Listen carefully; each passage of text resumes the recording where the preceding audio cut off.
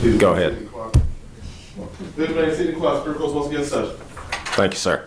Any matters that we need to take up before we bring jurors up? Your Honor, just briefly, we took a slightly earlier recess than usual, and it appeared that it was in part because of some information that Your Honor received from one of the bailiffs that maybe was something that was relayed from the jury. And I was sort of unclear about that when we were breaking, but Mr. Brown and I both thought if there was some reason that was given for a need to take an early break, since we had just had such one of the more sort of emotional sections of the trial, that might be important to. Yeah. So I don't know what portion of this is on the record, but in any event, I noticed one of the jurors attempting to signal the bailiff. He didn't appear to be in great distress, but he was attempting to signal the bailiff. He did signal the bailiff. The bailiff came and, in any event, caught his eye, and I think he mouthed the words that he needed to break. So the bailiff indicated that to me, and I called for the lunch recess. So thank you for allowing me to put that on the record. Anything else that we need to take up? All right, let's bring jurors in.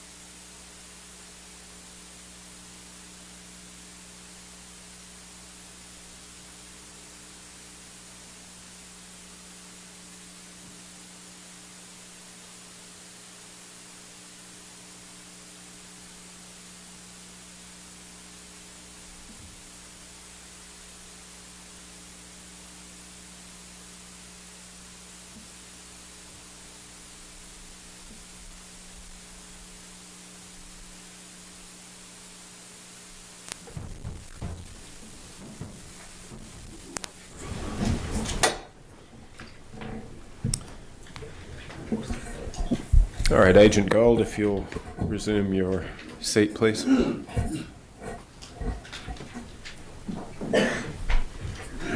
recognize you're still under oath? Yes, I do.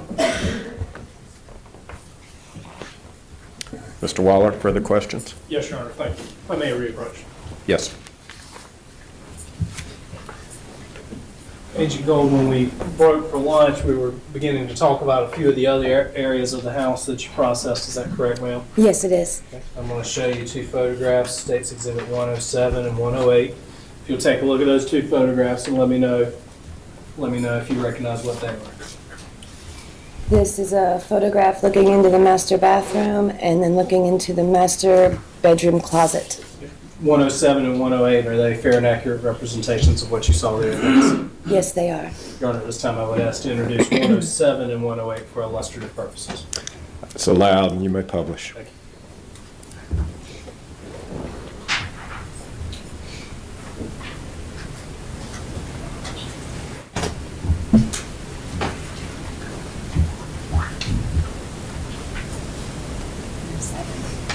Yes. What do you see there, Agent Gold? That is the master bathroom, looking in from the doorway. Okay. And in processing this scene, Agent Gold, did that appear to have any relation to the homicide itself? Did you find any items of evidence in that room? Not that I recall. Okay. And State's Exhibit 108?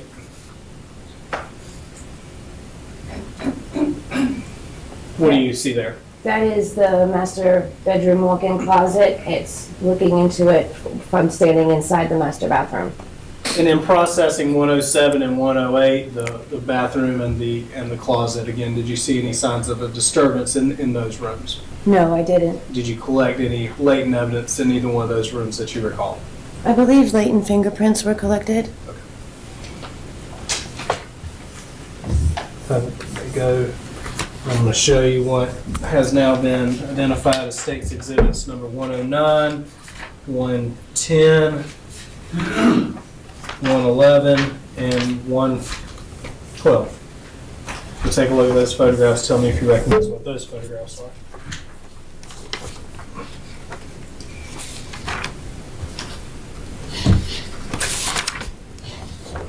Yes, I do. What are those photographs, ma'am? These are photographs of some items that were found on the floor leading into the master bedroom. There's a small hallway that goes into the main part of the master bedroom, and those are on the floor right there. And based on reviewing those photographs and your recollection of the scene, what are those items? There's a notebook, a Bible, some type of like cloth book cover, and then this is a close-up photograph of some suspected blood on the cloth book cover. And then there is a slight suspected partial shoe impression in the actual carpet behind the bedroom door. I'd ask to introduce these State's Exhibits 109 through 112 for illustrative purposes. They are allowed and you may publish. Thank you. We'll go with State's Exhibit 109. What do you see there, Agent Golden? You permission for her to stand up if she wants to. Yes. Of course. This is the photograph. This is the floor leading into the master bedroom, the notebook, the Bible, and the cloth book cover. Could you tell if that book cover was a cover for the Bible, or were you able to make any determination with that? Not for 100%, but I think it was. And there appears to be a blue item underneath the door. Do you know what that was, Agent Gold? I think it was a pen. And then just on to State's Exhibit 110.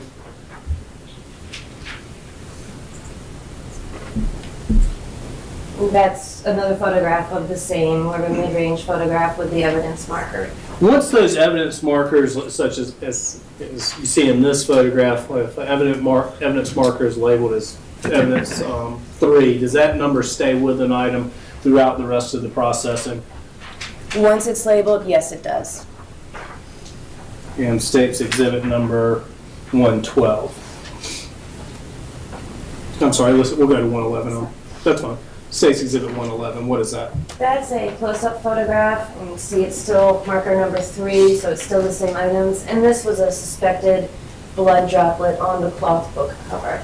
At a later date, did you process State's Exhibit number, or excuse me, item 3 to determine whether or not that was a suspected blood drop? Yes, I believe I did process that back at the lab. And again, State's Exhibit number 112. That's evidence marker number 4. This is behind the master bedroom entry door, and there was a suspected partial shoe impression in the carpet.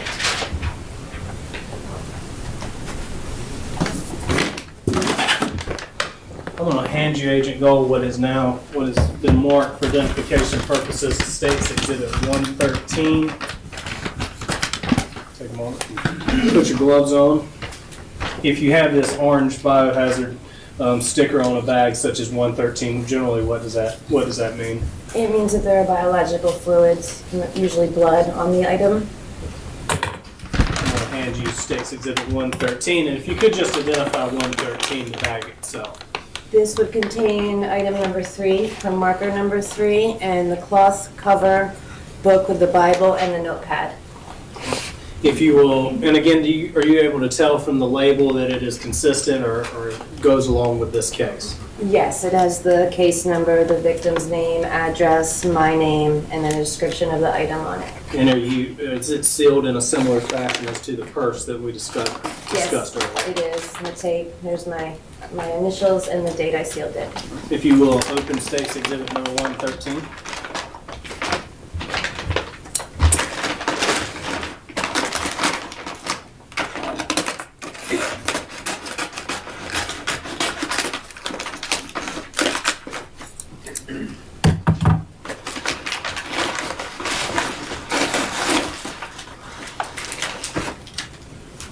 This is the cloth book cover. All right, I'm going to hand you a sticker that's marked as 113A. I'll give it to you.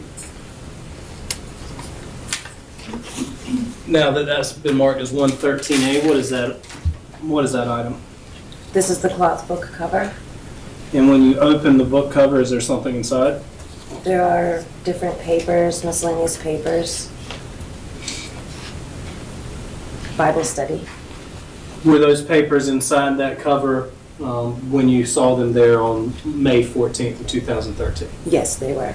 Are there any other items inside State's Exhibit 113, the bag itself? Yes, there are. If you can remove those for us, please. Just please this way.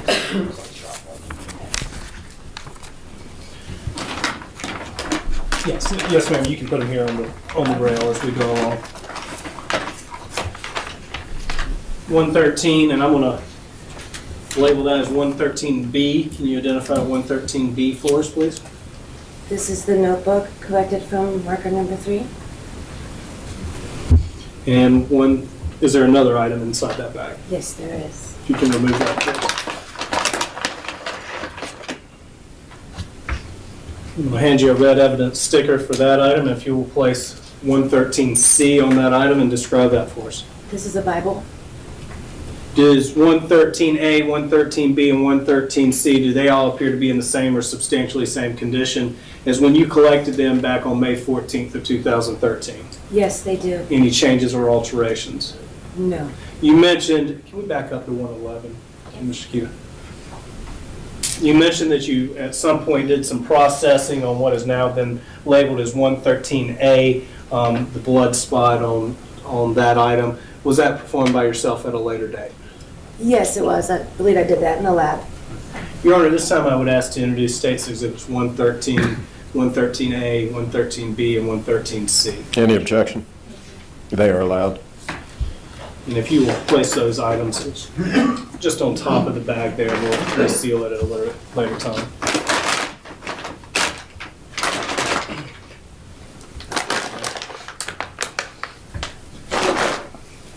Agent Gold, I'm going to hand you what has previously been identified as State's Exhibit 114 and ask if you recognize that item.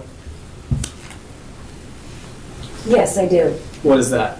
This is the segment of carpet that we cut out at marker number 4.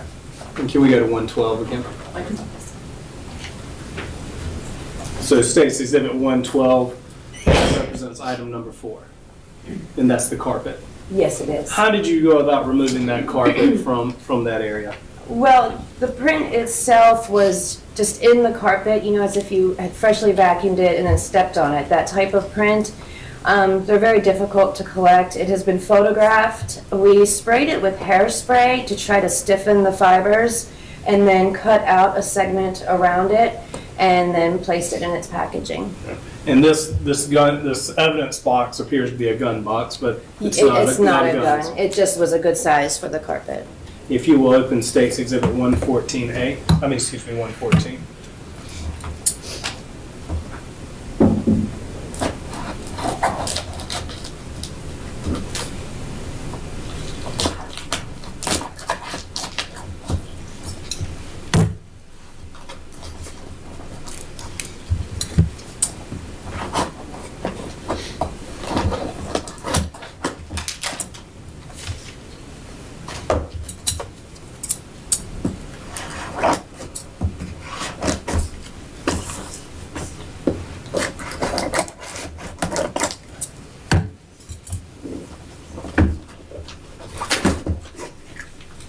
I want to hand you a red evidence sticker, and if you'll place that on the item inside that box. On the carpet itself? Yes, ma'am.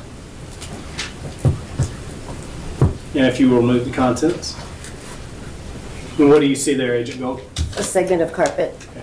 And now, does that carpet appear to be in the same or substantially same condition as when you collected? Yes, the print is not there any longer.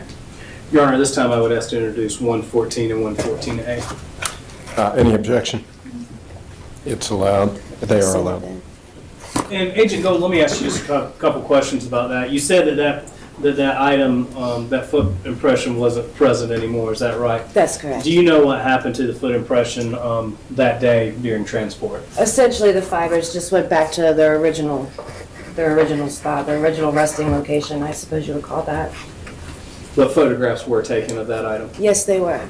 Thank you, ma'am. And that's, again, it's your CCBI item 4, is that right? Yes. Okay, I've got a few more photographs for you to look at now. Sorry.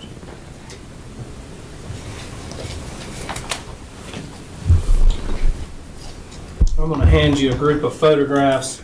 They have been labeled for identification purposes, State's Exhibits 115, 116, 117, 118, 119, 120, 121, 122, 123, 124, 125, and 126. If you'll take a look at that group of photographs and tell me if you recognize what they are.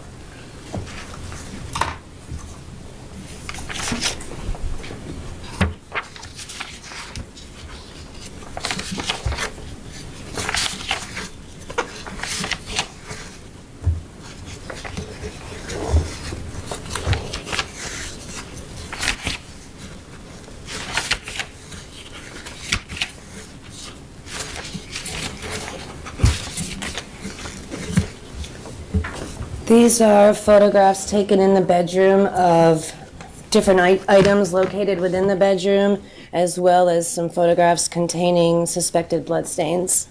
And these items that are reflected in those photographs, are they on the I guess the left side of the bed, as if you're walking into the bedroom? Yes, so if you were looking at the bed, they would all be on the left. And these photographs fairly and accurately represent that scene. Yes, they do. Your Honor, I'd ask that at this time to introduce State's Exhibits number 115 through 126. They are allowed for illustrative purposes and may be published. Thank you. Agent Gold, if you'll stand and tell us what you see there now. Here's item 3, where the books were, so you're standing slightly behind that. This is a blanket located on the floor. This is the bedpost of the footboard. This is a jewelry armoire, a clothes hamper. This is a drawer. Number 7 there is a drawer, I believe, from the jewelry armoire. If we can go to State's Exhibit 116. This is a closer photograph of the jewelry armoire here, and then the drawer and a small little cardboard jewelry box and bag on the floor, and then there's the purple hamper. And that drawer that's depicted in that photograph, that's the condition in which you found the drawer to start with in the processing. Yes, it is. State's Exhibit number 117.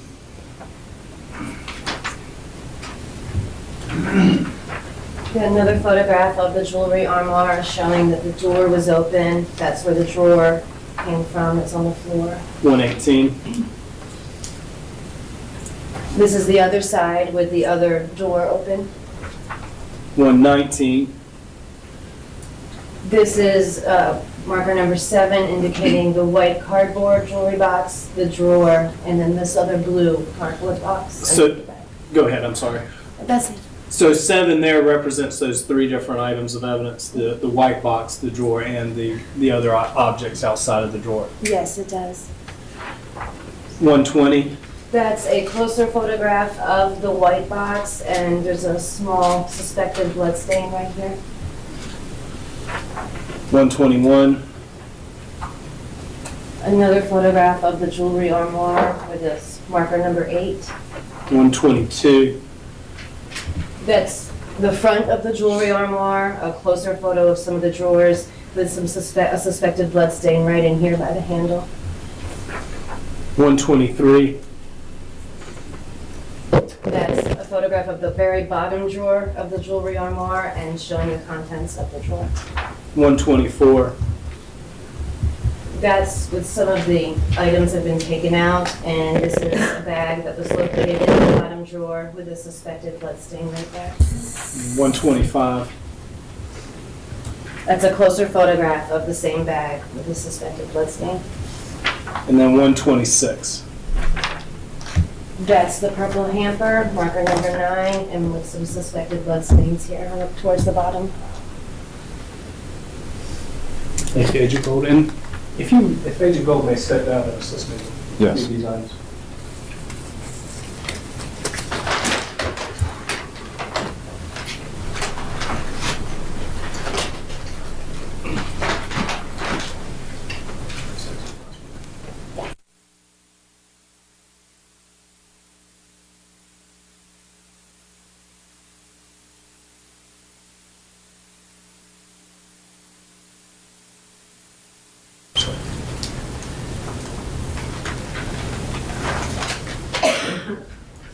I'm going to show you what has been marked now for identification purposes. State's Exhibit 127. Here in front of the jury. State's Exhibit 127. Can you identify that item of evidence for the members of the jury, please? This is item number 8, the jewelry armoire. And how can you tell that, ma'am? And this is the label on the front that indicates what's inside with my name, the case number, the victim's name, and the incident location address. I'm going to ask that you open State's Exhibit 127 at this point.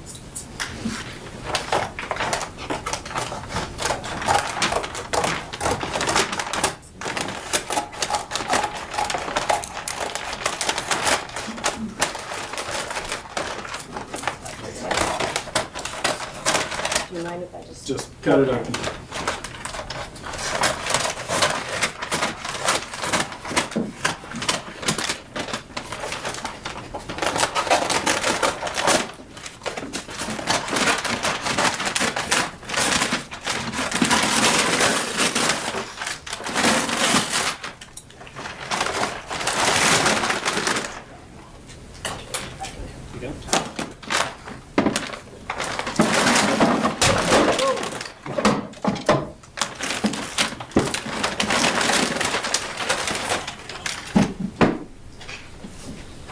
I'm going to label this item as 127A.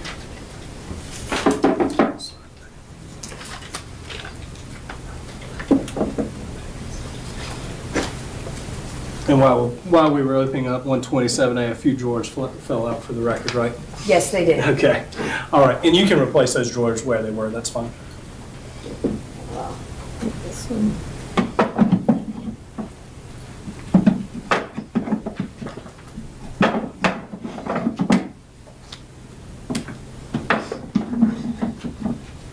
Those items back in there as well. Sure.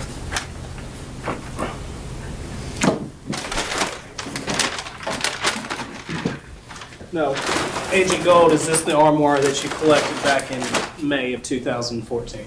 Yes, it is. It appear to be in the same or substantially same condition as when you collected it. Yes, it is. And on a later date, did you yourself do some processing of State's Exhibit 127A, the armoire?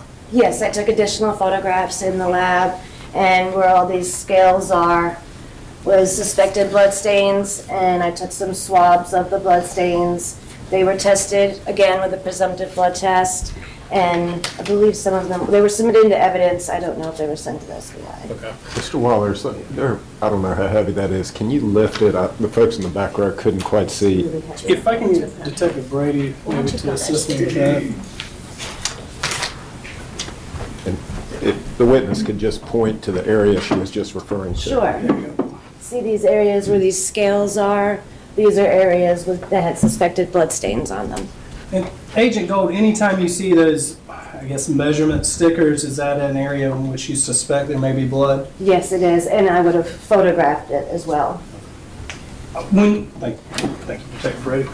Now, this date on May 24th, did you do the presumptive test for blood at that time, or was it at a later date, do you recall? It would have been when I was in the lab. In the lab. That was May 24th. Okay. Or May 14th? May 4th, that was, I'm not sure what day it was done, but it was done in the lab. Okay. And that's when you would have done the presumptive test for blood? Yes. Okay. And any changes or alterations to 127 or 127A? No. Your Honor, at this time I would ask to introduce 127 and 127A into evidence. Any objection? It's allowed. Yes, no. there was a drawer that was taken out of 127A, and we saw in the photograph. So I'm going to label that. This item is 128. Take a look at 128. Tell me if you recognize what it is. This is the jewelry armoire drawer and cardboard box. And is that the box that we saw beside evidence marker 7 earlier on? Yes. And if you will open State's Exhibit 128.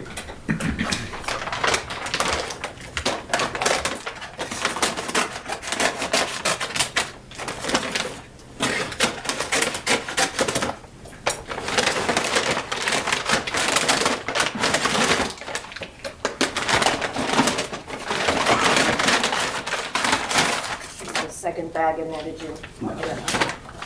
Well, take a look at that second bag, just make sure there's nothing in it. Oh, no, it's just the white one that was packaged separately.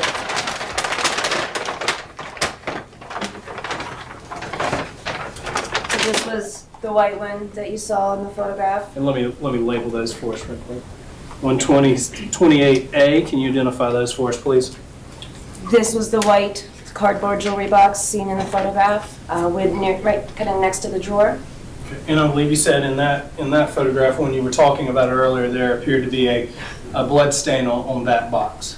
Yes, it appears to have been right about there.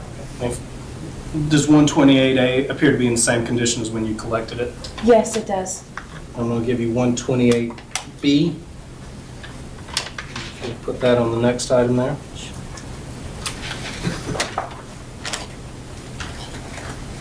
This is the blue cardboard box that was in the photograph.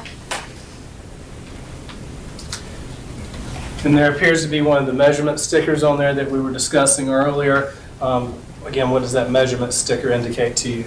This has been processed, and that would either be a swab or I think it might actually have been a suspected cloth impression. Okay. And then State's Exhibit number 128C. What is 128C? This is the other drawer from the jewelry armoire. And again, does it appear to have been processed by you, processed at some point? Yes, it does. Any changes or alterations to any of these items? No, there isn't. Your Honor, this time I would ask to introduce State's Exhibit 128, 128A, B, and C. Any objection? No, sir. They are allowed.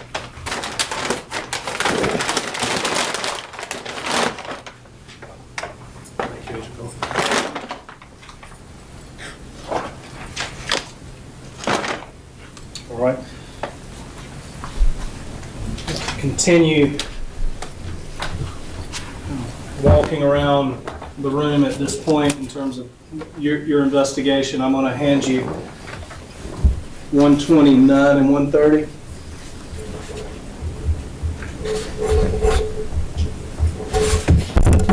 Do you recognize State's Exhibits number 129 and 130? Yes, I do. This is in the master bedroom. All right. And are those photographs? Yes, they are. What do those photographs depict? They're showing, if you're looking at the bed, there was a window to the right side, and the blinds on that window were broken. Fair and accurate depiction? Yes, it is. Your Honor, at this time I would ask to introduce State's Exhibits 129 and 130. They are allowed for illustrative purposes, and you may publish them. Thank you. Ready? Yes. All right, what do you see there, Agent Gold? So this is standing kind of at the foot of the bed, looking to the right of the bed. This was a tall dresser here, and then these were the blinds, and this slat here is broken. And State's Exhibit 130. Another photograph of the blinds, and the evidence marker 10 has been added. Why did you decide to note those, note the damaged blinds there, Agent Gold? Well, in case there was a struggle, it was possible the blinds had been broken, and it was a brand new apartment, so it seemed odd that it would already have broken blinds. Permission for Agent Gold to step down again? Yes.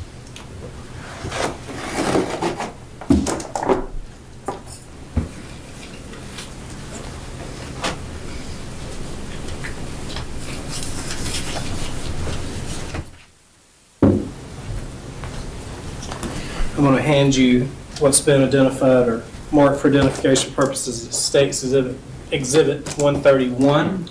You'll take a look at that box and tell me if you recognize the box. I do. The label is here that indicates what's inside the box, the case number, names and address, and then my name. And you may have already said this, Agent Gold, but what is the specific CCBI case number for the upstairs apartment? For ours, it is 13-3149. And I said unique CCBI case number. How are case numbers assigned on a crime scene such as this? They are, how are they, up by dispatch assigns them. So this call came in earlier, and it was when we received a dispatch for the call, it is assigned a case number. And then after RPD had been on scene, they discovered the first floor burglary, and that was then assigned its own call number as well, or case number as well. And so a CCBI case number, does it stay with a specific crime scene throughout the duration of an investigation? Yes, it does. And even for court proceedings? Yes. Okay. But you did say that the first floor apartment, it had a different CCBI number for it. Yes, it does. Thank you, ma'am. If you will remove the contents of State's Exhibit 131.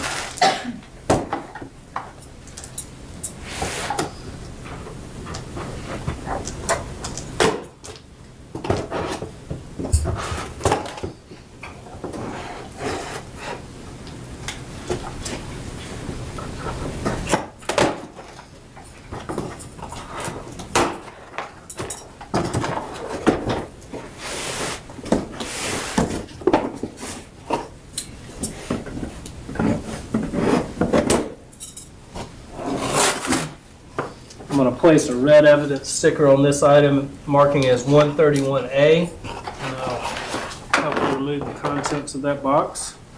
What do you see there, Agent Gold? This is the blind from that window. Okay. There appears to be some gray powder on the top of the blind. Do you know what that gray powder is? That's fingerprint powder. It has been processed for latent fingerprints. Other than the gray fingerprint powder, any changes or alterations to this item? Not that I can see, no. Your Honor, at this time I'd ask to introduce States 131 and 131A. Any objection? They are allowed. And Agent Gold, we can try something here. Do you believe we can undo or let the blinds down, I guess I should say. They are a mess. There's the broken one right there. Okay. I don't think that can. That's fine. Would they, when you package this blind like that, is that the condition they would have been in? Yes. And State's Exhibit 130, which is still on the screen, prior to, I guess, folding the blinds up, that's what it looked like. Yes. And as you pointed out, did one of the slats in the blinds come out and does it appear to be broken? Yes, it does. Okay, thank you.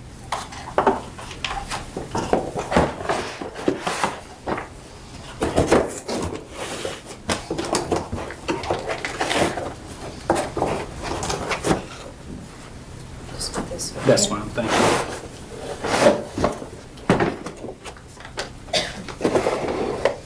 I'm going to hand you 132. You'll take a look at 132. Okay. This is the part of the blind that broke off, the part that's missing from the main blinds. Okay, and do you know where that part of the broken blind was when you processed the scene there? I don't recall off the top of my head. And how do you know it's part of a broken blind? It's listed right here in the item description. Okay. If you can remove the contents of 132.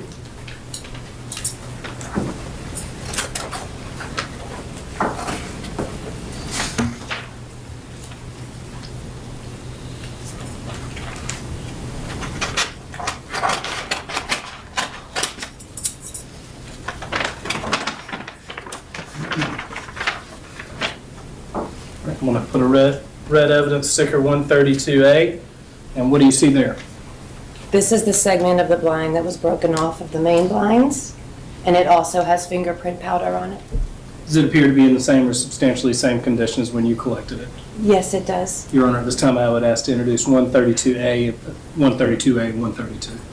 Any objection? No. They are allowed. Thank you, ma'am. All right.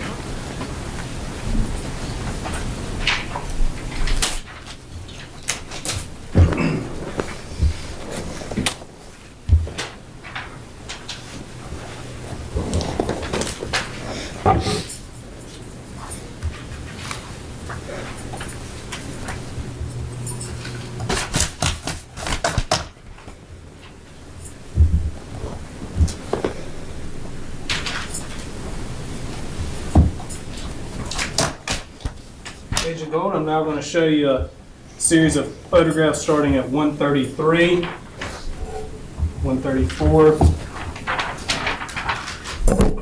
135, 136, 137, 138, 139, and 140. You will take a look at those photographs and tell me if you recognize what they depict.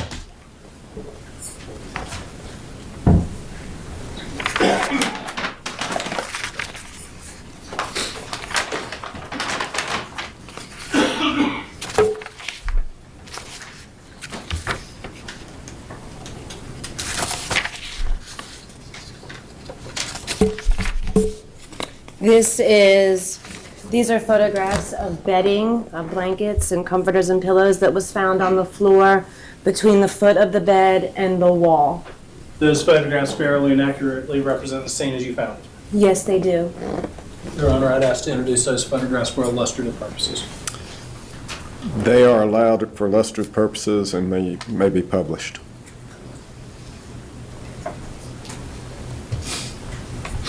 Okay, we'll start with 133. What do you see?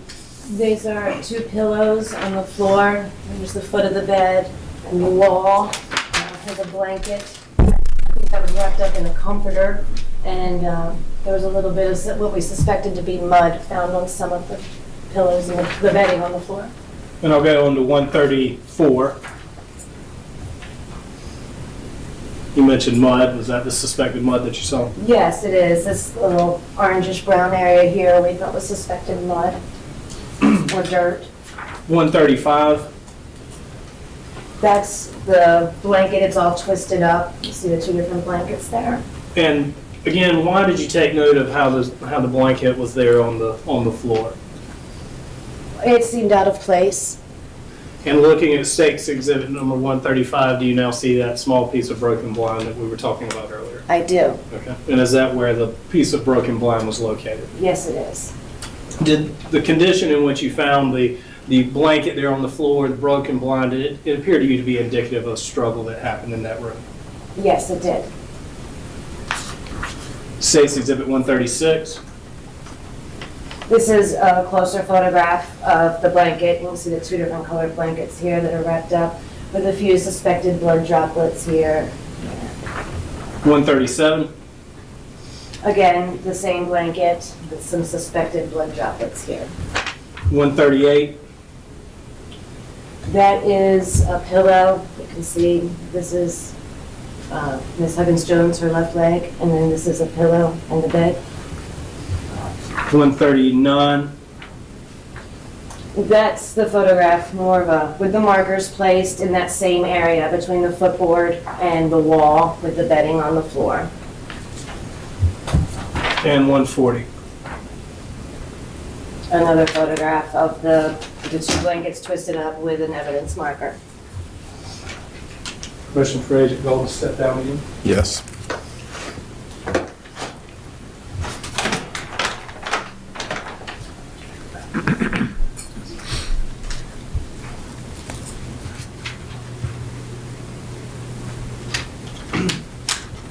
All right, Agent Gold, I want to back up just briefly.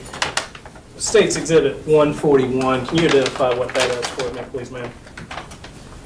This is the purple clothes hamper that was on the left side of the bed.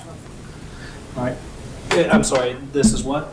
The purple clothes hamper that, if looking at the bed, was on the left side of the bed. And we pulled up State's Exhibit 126. Is that the purple hamper that you described earlier? Yes, it is. And that was if you're facing the bed to the left To the side. left, yes. If you'll open 141.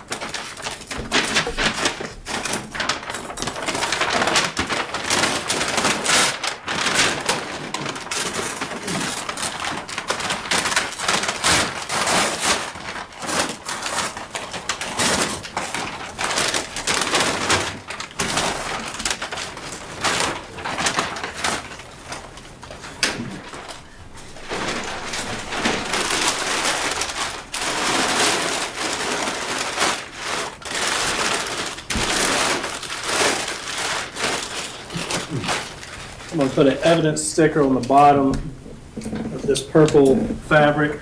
Can you identify what 141A is at this point? This is the frame of the hamper. This is the purple clothes hamper.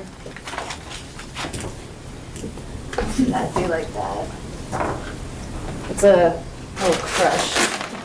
And then this one goes on the outside. So this is the purple hamper you see there.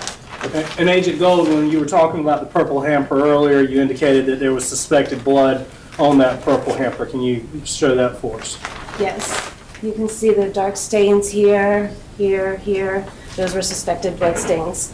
Any changes or alterations to 141 or 141A? No. Your Honor, this time I would ask to introduce those items into evidence. Any objection?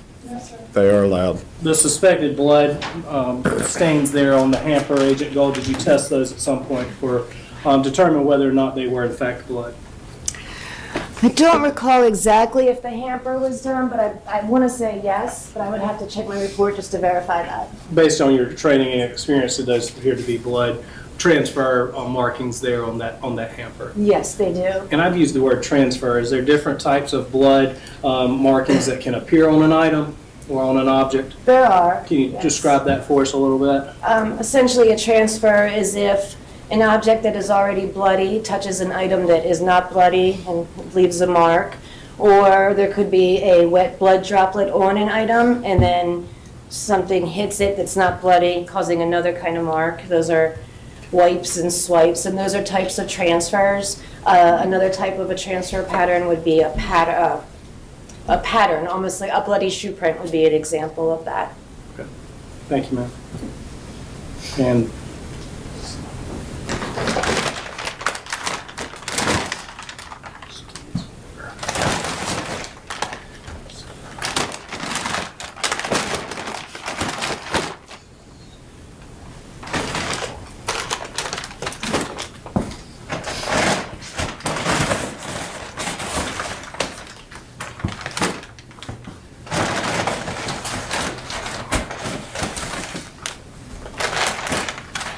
okay, Agent Gold, we'll start with your CCBI item number 15. I'm going to mark that as State's Exhibit 142.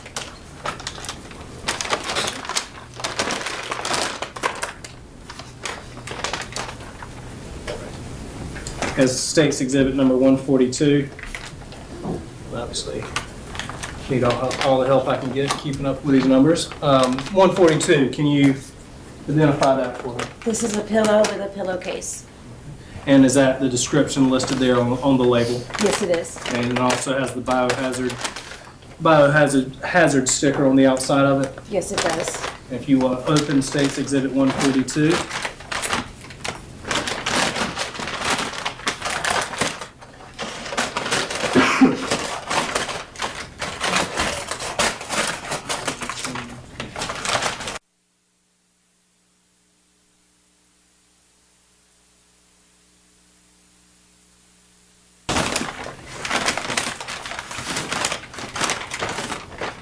I'm going to hand you a sticker for 142A. There you go.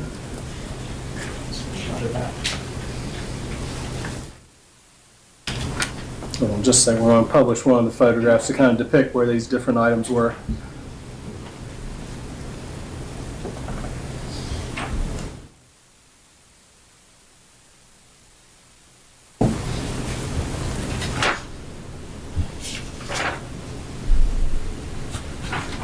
$139. All right.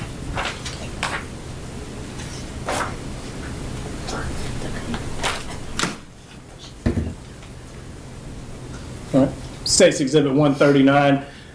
In that photograph, there's a marker for State's Exhibit number 15. Does it appear to be that same pillow, ma'am? Yes, it does, and it's also labeled 15 here on the outside of the bag. 142 and 142A, any changes or alterations? No. Your Honor, I'd ask to enter 142 and 142A at this point. Any objection? They are allowed.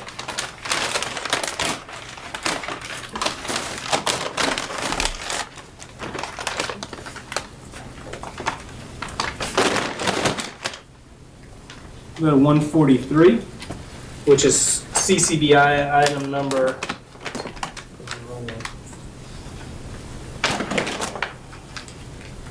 143, which is CCBI item number 16, is 16 reflected there in that photograph? I think it's barely. Yes, it is. It's towards the back here. Right here. And State's Exhibit 143, what is that, ma'am? It's labeled as the top sheet of blanket number 16.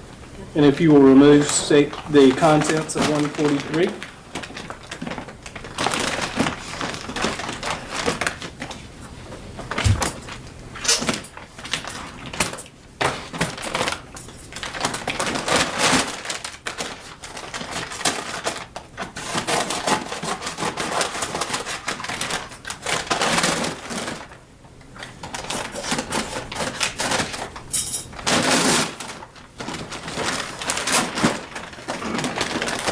I'm going to hand you a red evidence sticker for 143A.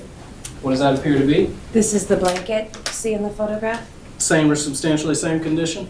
Yes, it is. Your Honor, at this time I would ask to introduce 143 and 143A. Any objection? It's allowed.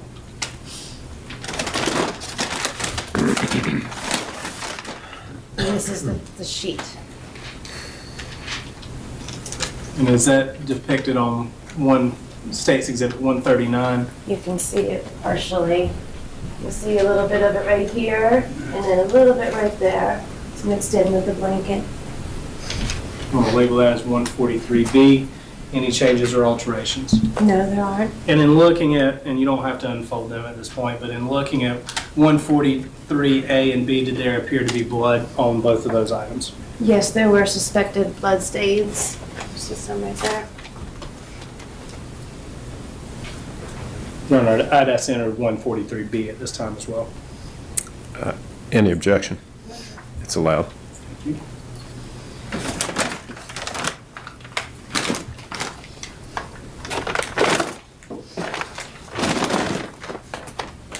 State's Exhibit number 144.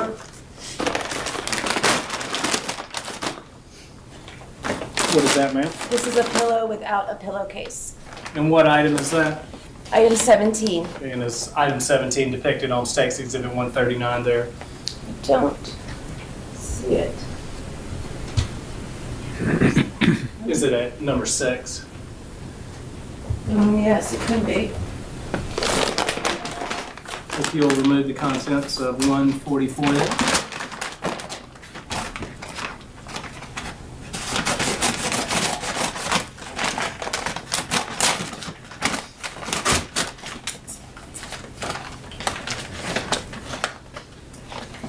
I'm going to hand you 144A sticker.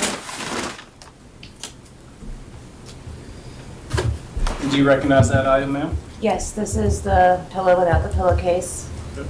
And you mentioned earlier that there appeared to be a mud stain or something that you suspected to be mud on this area. Did you see that suspected mud stain on this? You can see item? some of the suspected blood stains here, these dark spots. And a bit of mud over in this area. So it had suspected blood and mud on it. Yes, it does. Your Honor, at this time I'd ask you to introduce States Exhibit 144 and 144A. Any objection? They are allowed.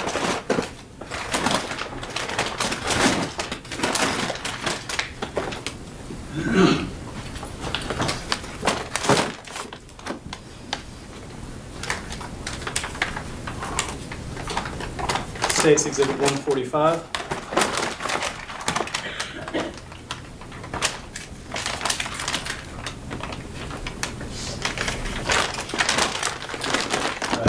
This is the pillow that was found on top of Miss Huggins-Jones? And that's the pillow that we've seen in some of the prior photographs. Yes, it is. The pillow that would have been found on her chest. Yes, it is. And again, as States Exhibit number 145, is it labeled as such on that bag? Yes, it is. It's labeled right here. I'd ask that you remove the contents of that bag.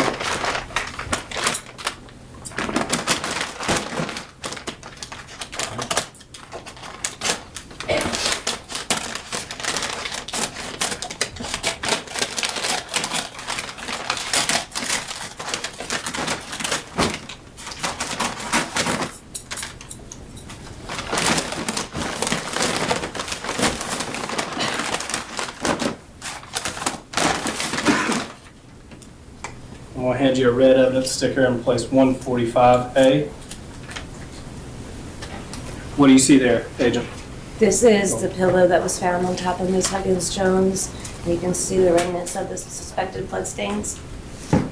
Any changes or alterations to that pillow, Agent Gold? No. All right. And in the photograph, the blood was red or appeared to be red over the course of time. Does the blood change colors? Yes, I mean, it can actually start to degrade a bit, so it darkens significantly. Your Honor, this time I would ask to introduce States Exhibits 145 and 145A into evidence. Any objection? They are allowed. Make sure we get that one back in there and let me know if that's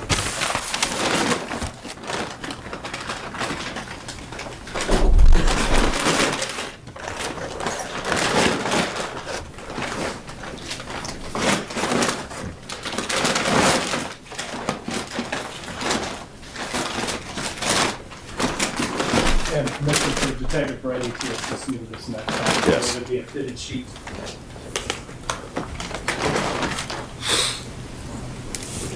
States Exhibit number 146. Can you identify that for us, Agent Gold?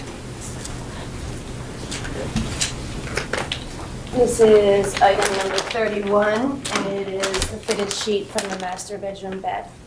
And that's the fitted sheet that we've seen earlier photographs in which Miss Melissa Huggins-Jones was on top of. Is that right? Yes, it is. The one that had quite a bit of blood on it. That's correct. All right, I'm going to ask that you, and with the assistance of Detective Brady, if you'll remove the contents of 146.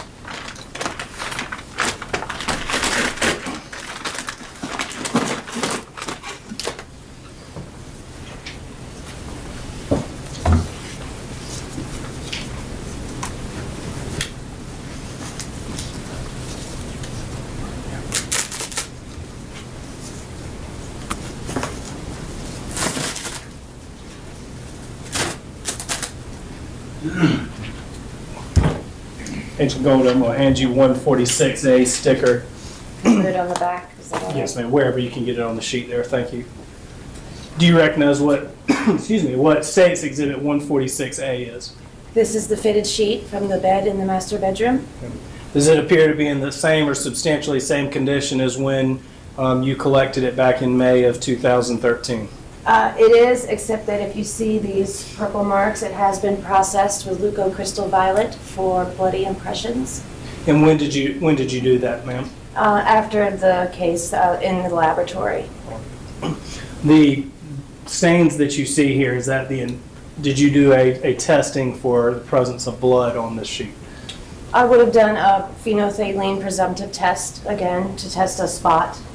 And what was the result of doing that test? It had a positive reaction. And to be clear, Agent Gold, the discoloration that is caused by your testing, or is the stain that you see here, is it indicative of the amount of blood that was on that sheet? Well, it's a protein dye, so a lot of it could also be from sweat here, I would say. But we did not have any impressions located on it. But yes, this is all the dark red and blackish color, that's all suspected blood for the presumptive positive reaction. It's this purple color here that is from the chemical. Your Honor, at this time I would ask to introduce State's Exhibits 146 and 146A into evidence. Any objection? It's allowed.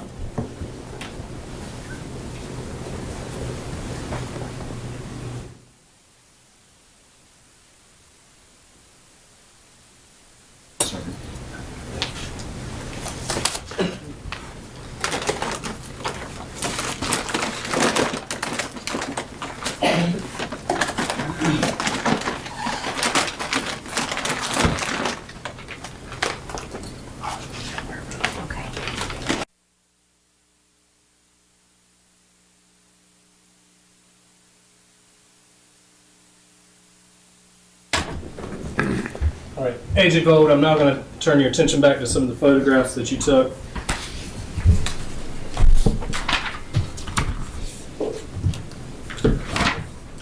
I'm going to mark for identification purposes 147, 148, 149, and 150. If you'll take a look at those photographs, tell me if you recognize what they are.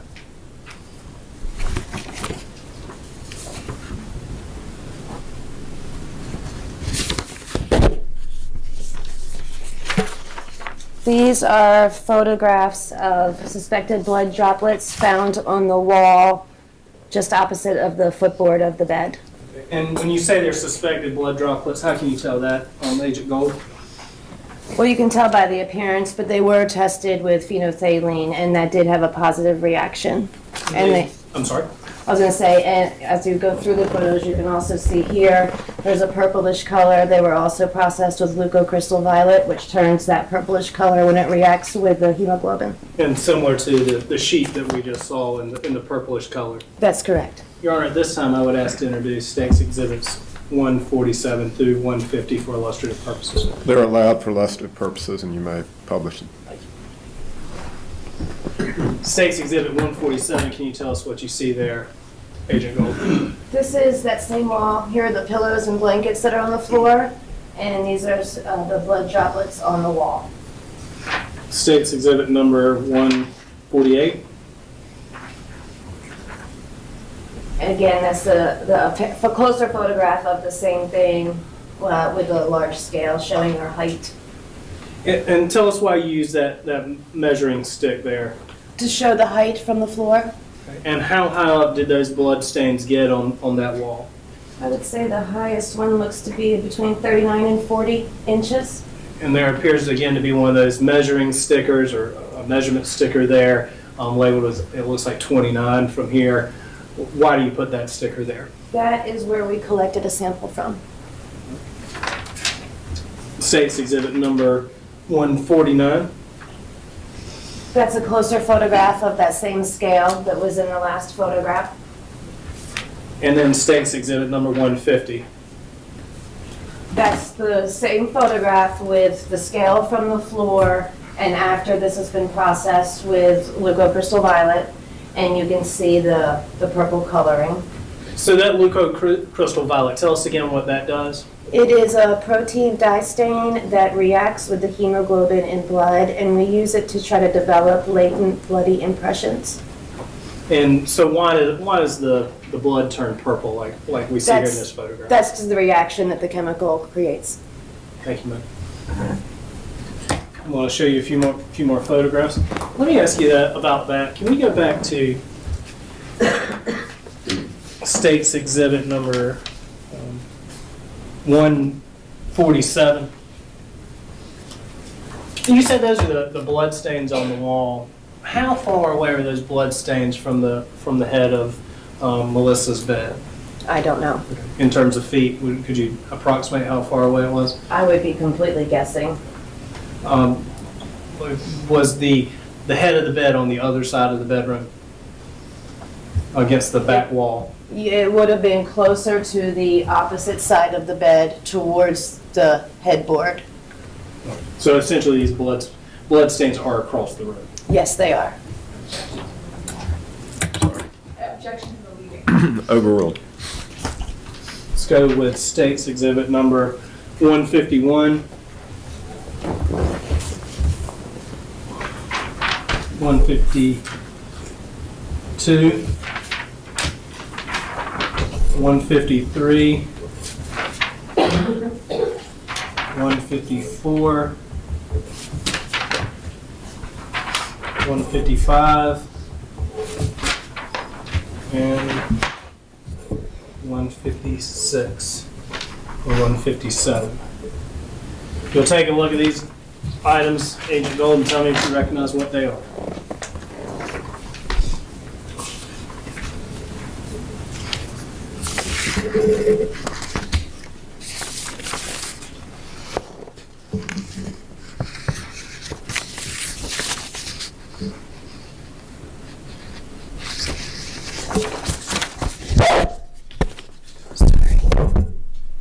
These are photographs of additional blood stains found on the headboard and the blinds located behind the bed. So the opposite end of the room from the blood stains that we just saw. That's correct. And those photographs fairly and accurately represent or depict that portion of the room. Yes, they do. Your Honor, at this time I would ask to introduce State's Exhibits 151 through 157 for illustrative purposes. They're allowed for illustrative purposes and may be published. Excuse me. State's Exhibit 151 will start there. And at this point, obviously, Miss Melissa's body had been removed there from the scene. That's correct, and the top sheet has also been removed from the bed. So in fact, what we're seeing here is the mattress to Yes. that bed. And then this is the headboard, and you can see the blinds behind the headboard, so there are windows behind the headboard. And to be clear, we've already talked a little bit about some window blinds. The window blinds that we've seen in evidence already that were broken, they were on a different wall of that room. That's right, so they would be on this wall over here. Other than the blood stains that we'll talk about here in a minute, did you happen to notice any damage to those particular window blinds? No. All right, going through 151, if you can describe for us what you see there a little bit. This is a photograph of the headboard. This is a scale on the floor. If you can see it, but these little droplets here are suspected blood droplets. There's a small scale here indicating where a sample was taken. And then this is showing the height from the floor. So when you say the height from the floor, you're not starting that ruler at the top of the mattress and going No. up. You're starting from the floor. You know, it goes behind the mattress to the floor. State's Exhibit number 152. That's a closer photograph of the small scale for those samples. Okay, and that appears in that photograph. It's blood stain number 32. Is that right? Yes. State's Exhibit 153.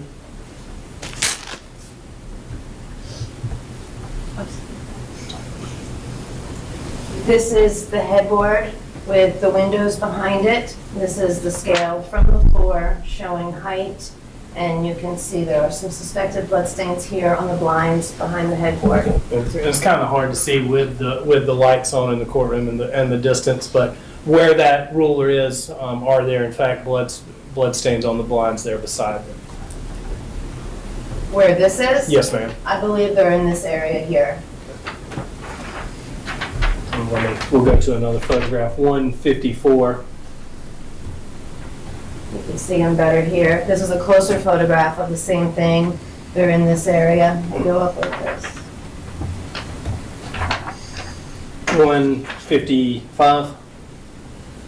Again, a closer photograph of the same stains. And then this is the top of the headboard, and there are some suspected blood stains here. 156. Another view from the right side of the bed of the blinds. And you can see suspected blood stains here. Those were the ones that we showed with the large scale. And then here's the wall, and then here in this set of blinds. And 157.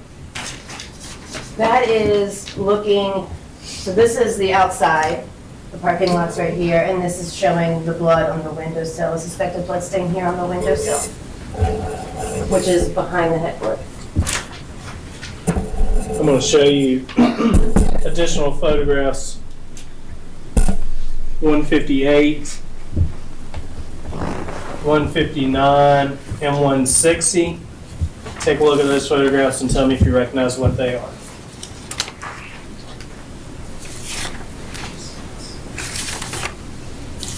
These are photographs of the bedpost of the bed. The bedpost, if you were looking at the bed, it would be on the right side near the windows by the headboard. These photographs appear to fairly and accurately represent that bedpost. Yes, they do. Your Honor, at this time I would ask to introduce State's Exhibit 158 through 160 for illustrative purposes. They are allowed for illustrative purposes, and you may publish. When you process this bedpost, what, if anything, did you notice on the bedpost there, Agent Gold? We processed this bedpost also with the leucocrystal violet, and we developed a suspected cloth impression in this area of the bedpost. When you say cloth impression, what do you mean by that? It would be any type of impression left that would not have ridge detail, because ridge detail is left by a fingerprint, so it would be from some type of fabric transferring an impression onto a surface. And when you say that this impression was left on the bedpost, was it in a blood area, or were you able to detect it in another sense? I guess I should say, was this a bloody fabric impression, or was it something else? It was developed with the leucocrystal violet, which develops latent bloody prints. So I couldn't see it with just my eyes, but once we developed it with the chemical, we were then able to see it further. And we thought it was a suspected cloth impression, so we photographed it. Okay, so I didn't ask that very well to start with. So when you put the chemical on the bedpost and it indicated the presence of blood. Is that right? Yeah, it reacted, yes. Okay. And then at that point, how did you notice the cloth impression? Well, because after we processed it, we visually examined it. And I'm going to go to State's Exhibit number 159. And is that the close-up? That's the close-up photograph. And using State's Exhibit 159, can you kind of explain to the jury how you were able to notice that fabric impression? We noticed the suspected fabric impression because you can see that there's an impression here, some type of pattern transfer, but it has no ridge detail. It's not a fingerprint. And then State's Exhibit number 160. And that's the same item photographed. This is the top of the bedpost. I'm going to hand you what has been marked for identification purposes, State's Exhibit 161. You'll take a look at that item and tell me if you recognize what it is. This is a swab of the fabric impression. And can you open State's Exhibit 160 there for us? Excuse me, 161.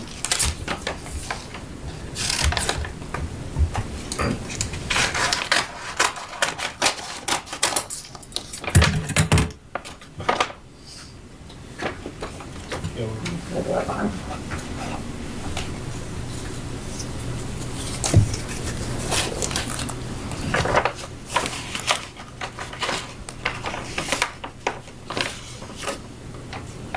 Is there sufficient surface area to put that State's Exhibit 161 on it? You can just wrap it around, that'd be fine. Thank you. What is State's Exhibit 161? This is a cotton swab. It was used to collect a sample from the suspected cloth impression. It has been processed further by SBI, so it doesn't look exactly the same as when I collected it. Okay. Any changes or alterations other than the processing that you've described to 161 or 161A? No. Your Honor, this time I would ask to introduce State's Exhibit 161 and 161A. Any objection? They're allowed. The swabbing. Tell us a little bit about how you go about swabbing an area such as what's depicted there in State's Exhibit 160. We take a sterile cotton swab and we put a droplet of sterile water on it, and then you lightly rub the area to collect it, and then we have these type of, I'll show you again, these type of swabs or captures. So after we've swabbed it, then this lid goes on and clicks shut. And I guess I should say, what exactly were you swabbing for at that point, Agent Gold? We were swabbing the suspected cloth impression in case there might be DNA of someone through the cloth, as well as perhaps the victims. Thank you, ma'am.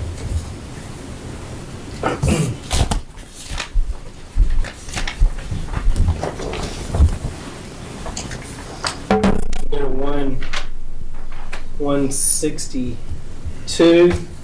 and 163. Let's start with 162. Do you recognize what that item depicts? That's the ceiling above the bed in the master bedroom. And what, if anything, do you notice in that photograph? There are suspected blood droplets on the ceiling. Any changes or alterations to that photograph? No, there aren't. Your Honor, that's under 162 for illustrative purposes. It's allowed for illustrative purposes. You may publish.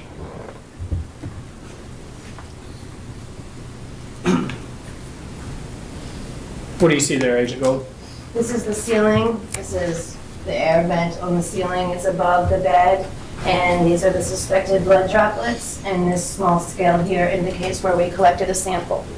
So that vent that is depicted in that photograph, where is it in relation to where Miss Huggins-Jones' body would have been? I would say it's towards the center of the bed.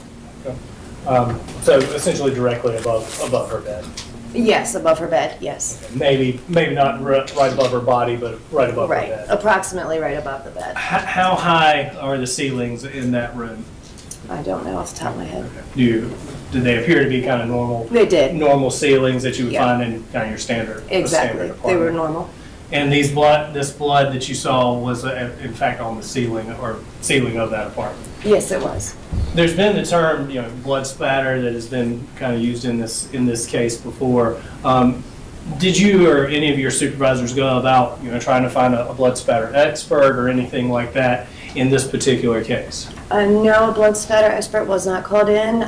It was determined that blood spatter is normally used to kind of recreate an event or show a sequence of event or to show what happened. And it was evident what had happened here, that she had been beaten and stabbed in that location. And so it was determined by someone that a blood spatter expert was not called in. Okay. And so to be clear, like if you had a scene in which you were trying to tell the movement of a body or something like that, is that a case in which you may consider bringing in a blood spatter expert or someone trained in that field? Or to confirm or to deny someone's statement or to show the distance of a gunshot or to that effect, yes. But in this case, it appeared that everything had happened there in that That's bedroom. right. That's right. In terms of the assault and the homicide, That's correct. based on what y'all saw there in processing the scene. Yes. Okay. And then State's Exhibit 163, what does that appear to be? This is a photograph that we took right before we left. We processed the walls of her bedroom with fingerprint powder in an effort to try to even get fingerprints off the walls. So it's just a photograph showing the walls where we processed them. Fair and accurate depiction? Yes, it is. Your Honor, at this time I'd ask to introduce 163 and publish for illustrative purposes. It's allowed for illustrative purposes, and you may publish. And that's kind of from that little entry hallway where the books were found, looking into the bedroom. You mentioned that it was an attempt to get fingerprints off the wall. Yes. Were you skeptical as to whether or not you would be able to get fingerprints off of a wall? It's not a great surface for a fingerprint, but we just were trying to find something to help determine, who a suspect was. Why isn't a wall a great surface for getting It's- fingerprints? The drywall is textured, it's kind of semi-porous, it just doesn't retain a fingerprint very well. But all these gray areas that you see there on the wall, inside the entire bedroom, those were some of the attempts you made to locate at least fingerprints there. That's all fingerprint powder, all the stuff on the walls, the gray stuff on the walls. And then again, in State's Exhibit 163, we were talking about the dryer vent a moment. Not the dryer vent, excuse me. The vent in the ceiling. Does that appear to be the same vent That is the vent, directly above the victim's bed? yes. Agent Gold, was that? And I know it was a lot of photographs, but did that fairly and accurately kind of represent the processing you did there in the victim's bedroom on May 14th and then again into the May 15th? Yes, it does. All right, I want to take you out of that room a little bit. And did you process other areas of the victim's apartment there that day? Yes, we did. Specifically in regards to the child's bedroom, can you tell us a little bit about what you did to process the child's bedroom? For the most part, we took photographs. There was, we observed a small suspected blood stain on the exterior of the child's bedroom door. We did swab that blood stain. We did a touch DNA swab of her exterior doorknob. And I think that's it. Yeah. 164. I'm going to label some photographs as 164, 165, 166, 167, 168, 169, and 170. Take a look at those photographs. Tell me if you recognize what the area that they depict, please.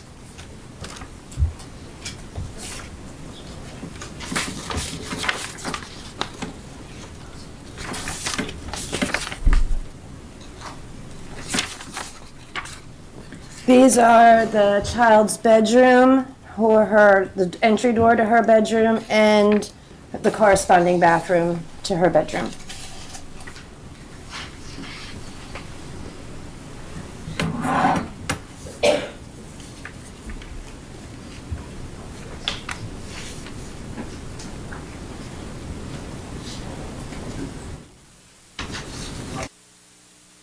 Agent Gold, did you photograph the child's bedroom and the condition in which you found it? Yes, I did.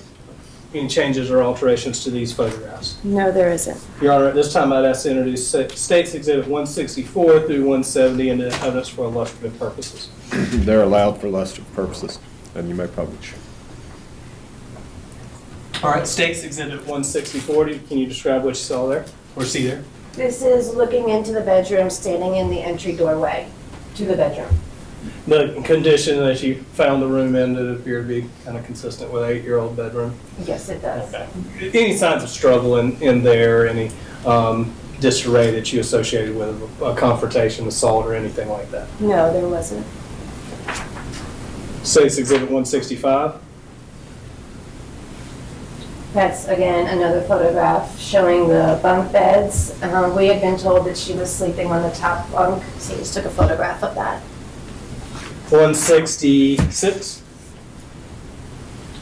That's a photograph. This right here is a fan, and it was on when we arrived, and it was quite loud, and so we photographed that just to document its presence. That fan, Agent Gold, you mentioned that it was quite loud. Was that something that you noticed when you walked into her bedroom? Yes. Could you hear that fan in other parts of the house, if you recall? Not that I know. With the door shut, could you hear the fan through the door? Not really. I mean, maybe if you listened, but when you were in the room, it was quite loud. Louder than your average just desk fan, is the best way to say. 167. That's the bathroom, which is right next to the child's bedroom. 168. That's the door, the entry door to her bedroom.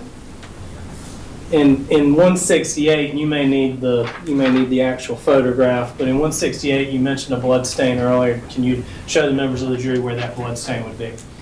You can see right there is a little spot by the door handle. 169. And that's a closer photograph of the same spot. Okay. And 170. And it's had a number assigned to it. And what was the number assigned to that? 14.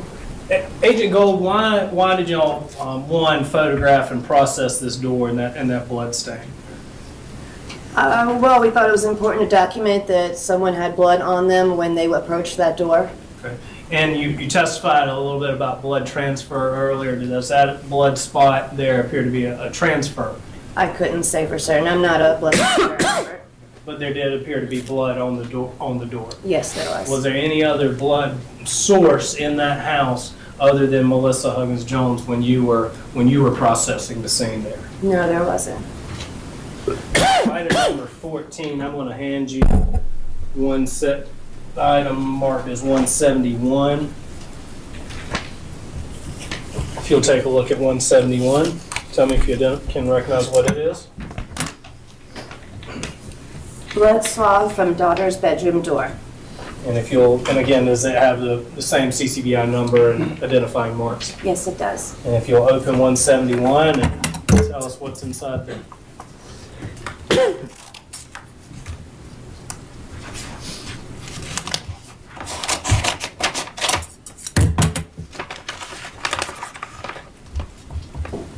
And this is the swab. 171A. I want to ask that you place that red evidence sticker on there. And can you tell, looking at 171A, whether or not there's been some additional processing that has been performed on that actual blood swab? Yes, it has. How can you tell that, Agent Gold? Well, the blood stain, it will stain when you swab the blood, making it a darker color, and it's ripped, so the blood stained portion of the swab has been removed for testing. So if no testing had been done, you would expect to see a darker area on that swab. And a complete swab. Your Honor, this time I would ask to introduce 171 and 170A and 71A into evidence. Any objection? It's allowed. 172.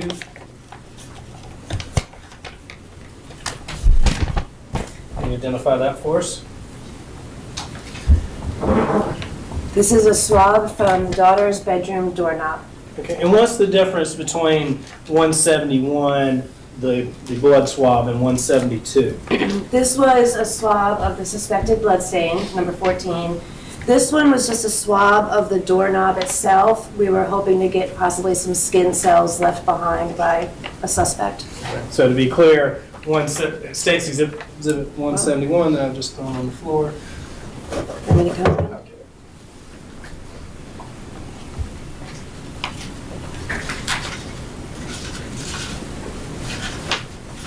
Entire tissue. Just for the record, I want to put the entire tissue that I used to pick up the item within the envelope. So 171, that swab is actually of 14. That's blood correct. stain. Yes. Okay. 172, what is that a swab of? This is the swab of the exterior doorknob to the daughter's bedroom door. And if you'll remove the contents of 172A, excuse me, of 172.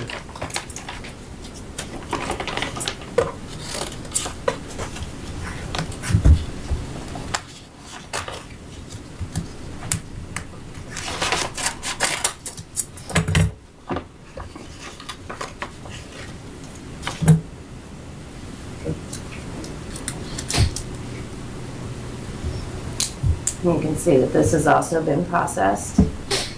And so that swab would have been collected in the same manner as State's Exhibit 171. That's correct. That's correct. You know, every time we collect one of these swabs, we put on a brand new pair of gloves. You then put a droplet of sterile water on the sterile cotton swab, and you rub the area. And you're looking for DNA for both of these swabs. That's correct. By utilizing both of these swabs, I should say. That's correct. Your Honor, this time I'd ask to introduce 172 and 172A. Any objection? They're allowed.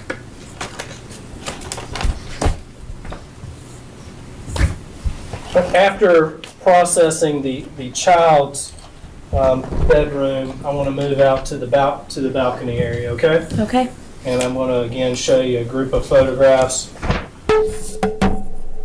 173, 174, 175, 176, 177, 178, 179, 180, 181, 182, 183, 184, 185, 186, 187, 188, and 189. Take a look at this photograph, Agent Gold. Tell me if you recognize the area in which they depict.